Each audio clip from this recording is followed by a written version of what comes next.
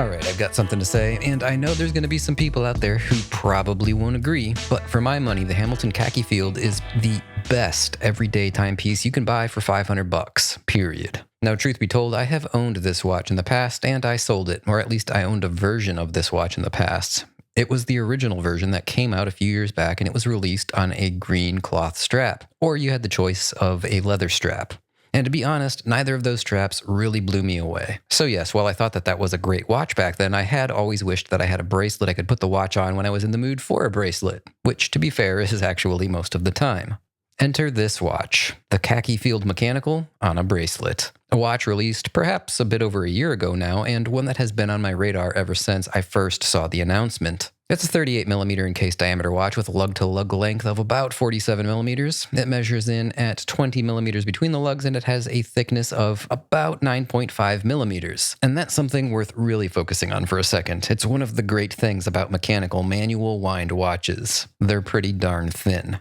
I can't think of too many automatic watches that measure in under 10mm, at least not in this price range. Sure, if you're willing to spend huge luxury level prices, you can get a thin automatic, but that's a totally different ballgame. Now, the rest of the specifications include a stainless steel case and bracelet construction with a smooth matte finish. The black dial is topped with a sapphire crystal, and the watch offers 50 meters of water resistance. At the heart of the watch, we have the Hamilton H50 manual wind, hackable and mechanical movement with a power reserve of 80 hours, running at 21,600 vibrations per hour. That movement is the high power reserve remodel of the ETA 2801-2, although it does run at a lower beat rate and has some internal changes and redesigns. Now, without a doubt, people are going to point out that there are some shortcomings with this watch, and yeah, maybe there are, depending on your perspective. And don't worry, we will talk about all of those issues, but not before I tell you why I love it so much. First, for me, I just love the absolute simplicity. I think that it's a beautiful simplicity, and it represents a modern take on a classic and timeless design absolutely perfectly.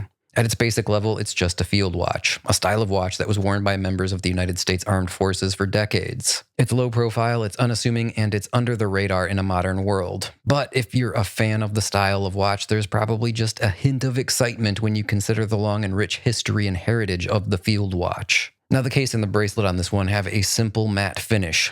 Probably bead blasted or some other similar process if I had to guess. It's not a brushed finish, but I think it's nice and I really like it. The case also features lug holes for easy bracelet removal should you want to switch it up with a strap of some sort, and the watch does work really well on any number of different strap styles, not the least of which is a red, green, and black NATO strap. But keep in mind that while yes, this watch does look great on a strap, don't buy the version that comes on the strap. I made that mistake in the past. Here's the thing, there are tons of great aftermarket cloth and leather straps out there, and most of them are really affordable. So no, I really do recommend that you buy the version that I have here on the metal bracelet. Because if you decide down the road that you want a bracelet, there aren't really any aftermarket options. You might as well get the original OEM bracelet with the watch and experiment with any number of other straps later. Now, speaking of the bracelet, this bracelet rides on really cool U-shaped pivoting end links, and they're a style of end link that I really like when compared to the more common T-shaped end link that has a protruding central horn. It's not that they really do anything too different, but if you're wanting to split hairs,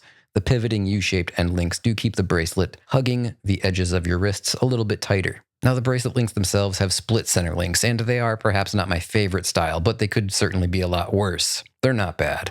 The links, they're removable with just friction locking push pins, sadly. I would have preferred screws, but otherwise, overall, pretty nice. All that said, because of how well the links articulate on the bracelet, the watch wears wonderfully on the wrist. Then, finally, we have the clasp, and the clasp is just okay. It's nothing great, but it's nothing terrible either. It's a thin and low-profile clasp with 3 micro-adjustment points, but it's light stamped steel, and it's just friction locking. So while I do love the thinness, and while I am happy that it has 3 micro-adjustments instead of just 2, like the bracelet on the Hamilton Khaki Field Automatic, the clasp could be a little bit better. Also, for some strange reason, it has a diver's extension. I mean, I guess if you want to wear it over a jacket, that could come in handy, but please don't wear your watch over the sleeve of your jacket. That's just weird. It's not 1950, and you are most likely not a soldier. And if you were in combat, this probably isn't the watch that you'd choose to wear today. Now the dial, again, it's just simple, but I think that it's absolutely lovely. It's matte black with printed branding and Arabic numerals topped off with syringe-style hands.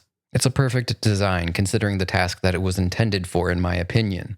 The loomed hands and the painted hour markers are filled with a sand-colored faux patina that doesn't come off as cheesy or overdone because in person it's actually very subtle and you hardly notice it. I'm glad that they didn't go overboard on that, and I'm happy with it the way that it is.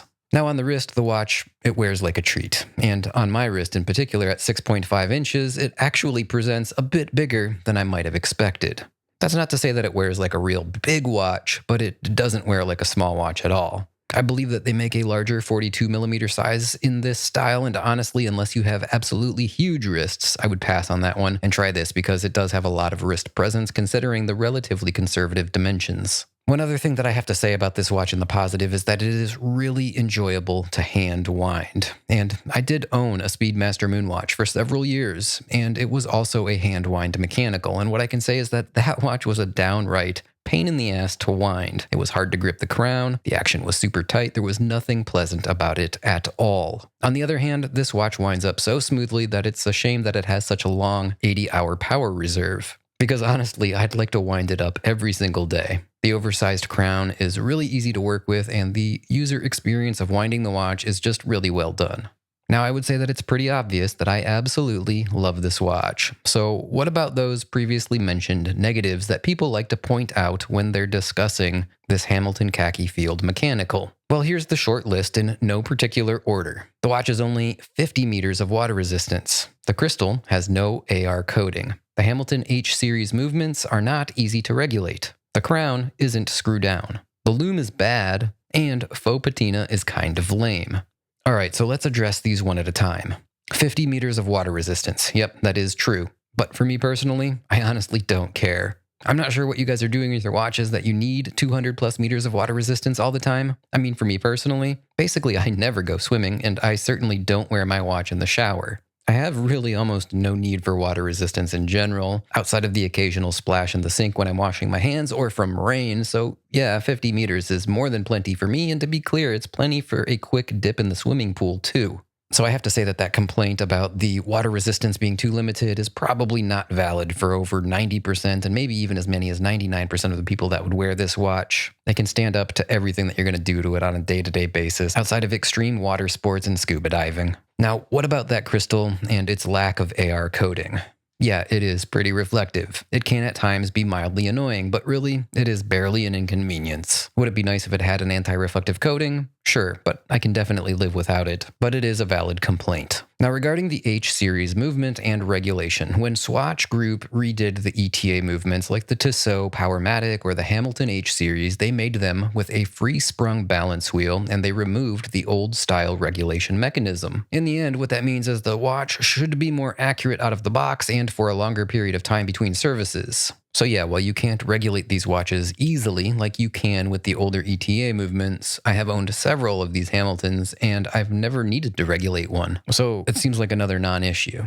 Now the crown isn't screw down. That's another common complaint that I see. And let's be fair, almost all hand-wind mechanical watches lack a screw-down crown. Now I'm sure that there are examples of watches that you can name that do have that feature with a mechanical movement, but off the top of my head, I can't think of any. It's super uncommon, and honestly, it's unnecessary. So I can't say that I miss it. Now, why is it unnecessary? Because screw-down crowns just prevent you from accidentally pulling the crown out while the watch is underwater. They don't generally provide extra water resistance by virtue of the fact of being screw-down. They need extra seals and gaskets to add or enhance the water resistance. Being screw-down simply by itself doesn't guarantee that. Nevertheless, just don't pull your crown out when the watch is submerged underwater and you'll be fine. Finally, people say that they hate faux patina, and the fact that this watch has bad loom is a problem as well.